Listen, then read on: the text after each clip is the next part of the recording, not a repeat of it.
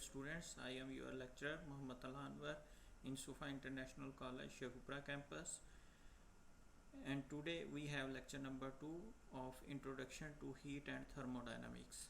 In this lecture we will learn some basic concept of material energy of an ideal gas, and then we will learn intermolecular forces.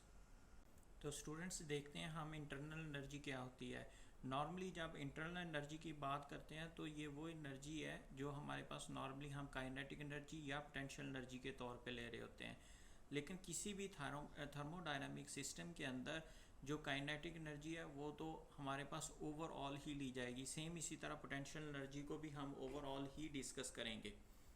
तो इससे related कुछ चीज़ें हैं वो दूसरा आप इसको गौर से देख लें, यानी कि जो ओवरऑल एनर्जी है उसको हम काइनेटिक एनर्जी हो या पोटेंशियल एनर्जी हो हम उसको लेंगे।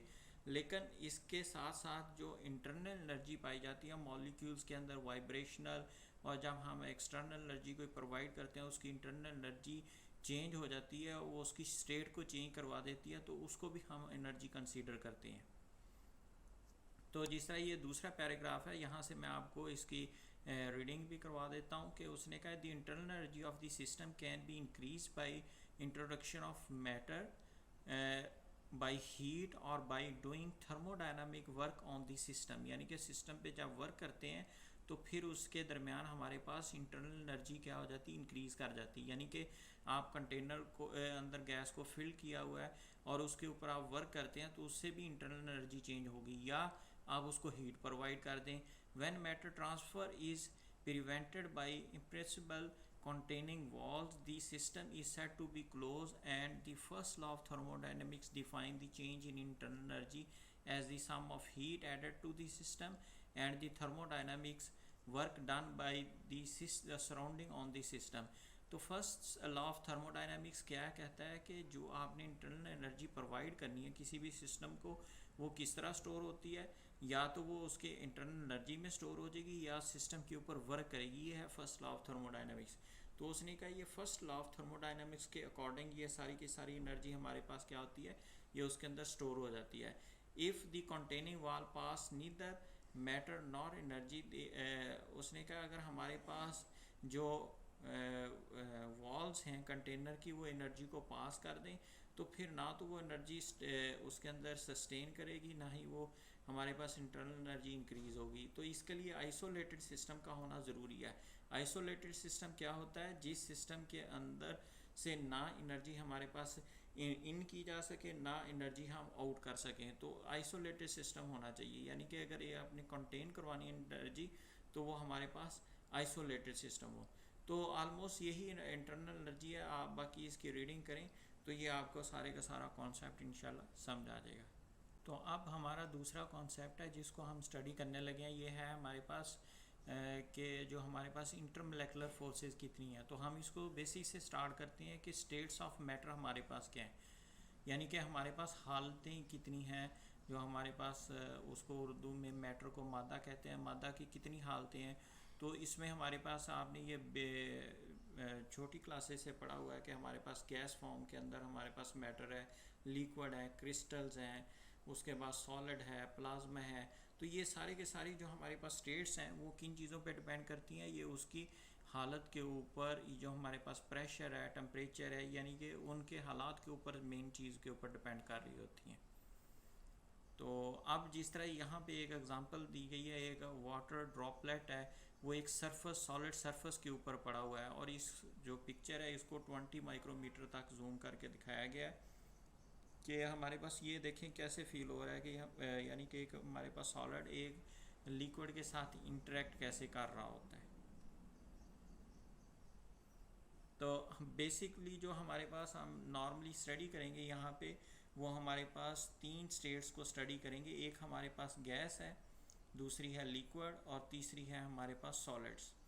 तो ये 3 स्टेट्स हैं, और जो स्टेट्स हैं ये डिपेंड कर रही हैं टेम्परेचर पे, प्रेशर पे, काइनेटिक एनर्जी पे, और जो इनके दरमियान अट्रैक्शन है जो पार्टिकल जिससे मिलके मैटर बना हुआ है उस चीज़ के ऊपर डिपेंड कर रही हैं। तो इंटरमोलेकुलर फोर्सेस यानी कि हमारे पास मॉलिक्यूल्स के दरमियान जो फोर्सेस पाई जाती हैं उनको हम इंटरमोलेकुलर मॉलिक्यूल से है। फोर्सेस इस वजह से बोलते हैं। ये हमारे पास यहाँ पे इस डायग्राम के अंदर आपको दो मेजर टाइप्स दिखाई गई हैं। एक हमारे पास स्ट्रॉन्ग इंटरमोलेकुलर अट्रैक्शन है जो कि कोवलेंट बॉन्ड की फॉर्म के अंदर है, और हमारे पास ये जो डॉट के साथ शो करवाया गया है वीक इंटरमोलेकुलर फोर्सेस हैं। ये हमारे पास हाइड्रोजन है और ये क्लोरीन है। इन दोनों के दरमियान जो फोर्स पाई जाती है उसको स्ट्रॉन्ग इंटरमोलेकुलर फोर्सेस कहते हैं, और जो हमारे पास इन दोनों मॉलिक्यूल्स के दरमियान फोर्स पाई जाती है इसको हम वीक इंटरमोलेकुलर फोर्सेस का नाम देते हैं।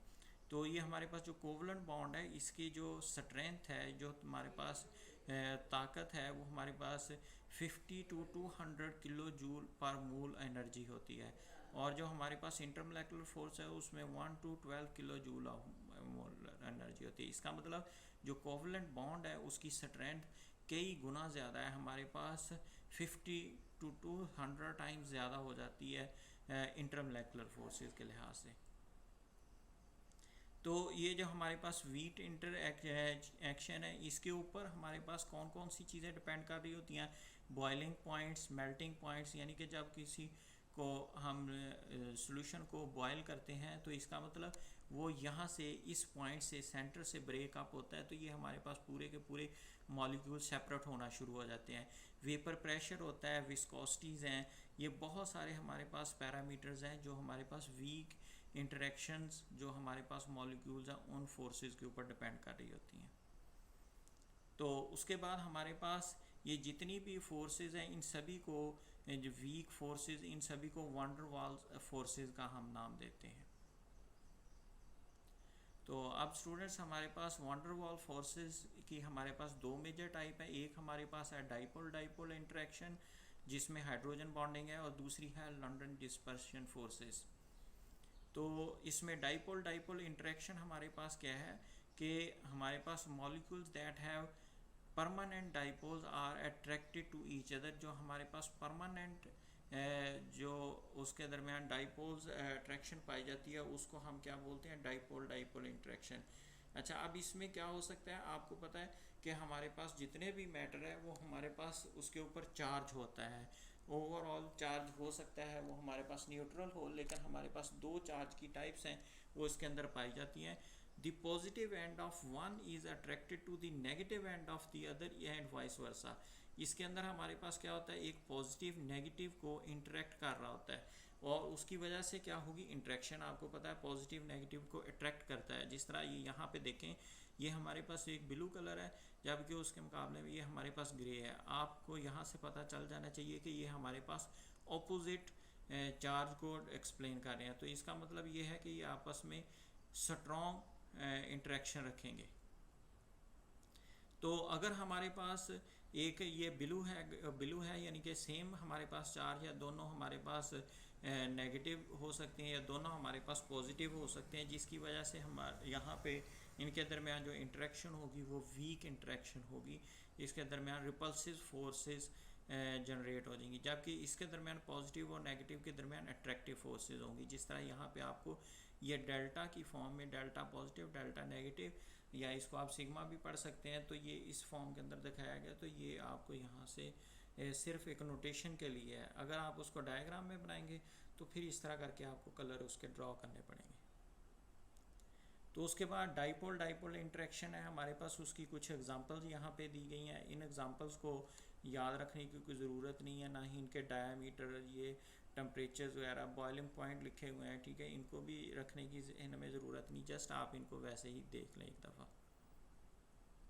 उसके बाद नेक्स्ट हमारे पास है हाइड्रोजन बॉन्डिंग। इसका कॉन्सेप्ट क्या है, हाइड्रोजन बॉन्डिंग के अंदर हमारे पास हम इसको आगे फर्दर भी देखते हैं कि अगर हमारे पास एक हाइड्रोजन मॉलिक्यूल किसी दूसरों के साथ इंटरेक्ट करे, तो एक तो इसके दरमियान हमने पढ़ाया था कोवलेंट बॉन्ड, यानी कि मॉलिक्यूल का मॉलिक्यूल के साथ जो इंटरेक्शन होगा वो कोवलेंट बॉन्ड होगा, और दूसरी जो हमारे पास हाइड्रोजन बॉन्डिंग इंटरमोलेकुलर फोर्सेस के दरमियान होगी, यानी कि एक मॉलिक्यूल का दूसरे मॉलिक्यूल के दरमियान जो फोर्स होगी वो हमारे पास हाइड्रोजन बॉन्डिंग होगी। तो ये जो हमारे पास रेड डॉट के साथ दिखाई गई है, तो ये यहाँ पे हाइड्रोजन और ऑक्सीजन के दरमियान शो करवाया गया है, और ये हमारे पास जो बॉन्ड है सेम इसी तरह मुख्तलिफ एटम्स के दरमियान बॉन्डिंग शो करवाई गई है। तो इसमें हमारे पास जो मेजर कॉन्सेप्ट है वो हमारे पास हाई इलेक्ट्रोनेगेटिविटी का है, जिसमें हमारे पास नाइट्रोजन है, हाइड्रोजन है और फ्लोरीन है। तो जिस तरह ये हमारे पास यहाँ पे देखिए फ्लोरीन और हाइड्रोजन के दरमियान इंटरेक्शन है, और यहाँ पे हमारे पास नाइट्रोजन और हाइड्रोजन के दरमियान है। इस तरह करके ही हमारे पास मॉलिक्यूल्स के दरमियान इंटरेक्शन पाई जाती है। तो ये जो कोवलेंट बॉन्ड है ये हमारे पास 1.0 आर्मस्ट्रांग के दरमियान इसके दरमियान फासला होता है, जबकि जो हाइड्रोजन बॉन्ड होता है दो मॉलिक्यूल्स के दरमियान बॉन्ड होता है, और इसके अंदर हमारे पास जो डिस्टेंस है, जो फासला है 1.8 आर्मस्ट्रांग के है, यानी कि हमारे पास दो मॉलिक्यूल के दरमियान इंटरेक्शन ज़्यादा है, जबकि दो एटम्स के दरमियान इंटरेक्शन हमारे पास वीक होता है, जिसकी वजह से ये हमारे पास इसके दरमियान फासला कम होने की वजह से इंटरेक्शन स्ट्रॉन्ग होगा, जबकि जो हाइड्रोजन बॉन्ड के दरमियान फासला ज़्यादा होने की वजह से हमारे पास जो बॉन्ड है वो हमारे पास वीक होगा। तो उसके बाद नेक्स्ट वाला जो कॉन्सेप्ट है उसके अंदर हमारे पास आयन डाइपोल इंटरेक्शन है, यानी कि हमारे पास आयन्स के साथ जो हमारे पास एटम्स हैं वो किस तरह इंटरेक्ट करते हैं। जिस तरह इस आप फिगर के अंदर देख सकते हैं, हमारे पास एक पॉजिटिव एंड जो है वो हमारे पास पोलर मॉलिक्यूल्स नेगेटिव के साथ अटैच है। जिस तरह ये हमारे पास पॉजिटिव एंड है, ये हमारे पास क्लोरीन नेगेटिव इलेक्ट्रोनेगेटिविटी रखता है, इसके साथ अटैच है। तो इसी तरह करके यहाँ पे हमारे पास सोडियम जो है वो हमारे पास एक नेगेटिव एंड मॉलिक्यूल्स के साथ इंटरेक्ट कर रहा है। तो ये हमारे पास एक स्ट्रॉन्ग इंटरेक्शन होगी, जिसकी वजह से आपस में मॉलिक्यूल्स क्या करेंगे, ये हमारे पास बॉन्डिंग डेवलप करेंगे। तो स्टूडेंट्स नेक्स्ट हमारे पास ये लंडन डिस्पर्शन फोर्सेस हैं। अब लंडन डिस्पर्शन फोर्सेस क्या हैं आपको पता है, जितने भी एटम्स हैं वो हमारे पास दो चार्जेस से मिलकर बने होते हैं। उसमें एक सेंटर पे न्यूक्लियस है जिसके ऊपर पॉजिटिव चार्ज होता है, और उसके गिर्द इलेक्ट्रॉन रिवॉल्व कर रहे होते हैं जिनके ऊपर नेगेटिव होता है। तो दोनों एक दूसरे को अट्रैक्ट करते हैं। अब ये इंट्रैक्शन जो है वो दो एटम्स के इलेक्ट्रॉन और के जो इलेक्ट्रॉन्स और न्यूक्लियस के दरमियान इंट्रैक्शन है, यानी कि जो हमारे पास एक एटम दूसरे एटम्स के इलेक्ट्रॉन्स या न्यूक्लियस को अट्रैक्ट या रिपेल करता है।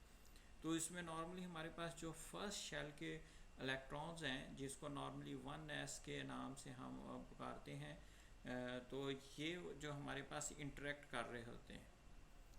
जिस तरह यहाँ पे इस फिगर के अंदर आप देखें, यहाँ पे एटम ए है और एटम बी है। ये जो नेगेटिव डेल्टा लिखा गया इसका मतलब ये इलेक्ट्रॉन है, और ये हमारे पास ये पॉजिटिव न्यूक्लियस है, इसको हमने पॉजिटिव की फॉर्म में लिखा है। इसका मतलब ये हमारे पास नेगेटिव इलेक्ट्रॉन और ये हमारे पास न्यूक्लियस, ये दोनों आपस में एक दूसरे को इंटरेक्ट करेंगे। और इस चीज़ को इस तरह शो करवाने को हम पोलराइजेशन भी कहते हैं, पोल्स की फॉर्म के अंदर स्टडी, यानी कि पोल से मुराद एक हिस्सा है उसका नेगेटिव ले रहे हैं और दूसरे हिस्से को हम पॉजिटिव ले रहे हैं।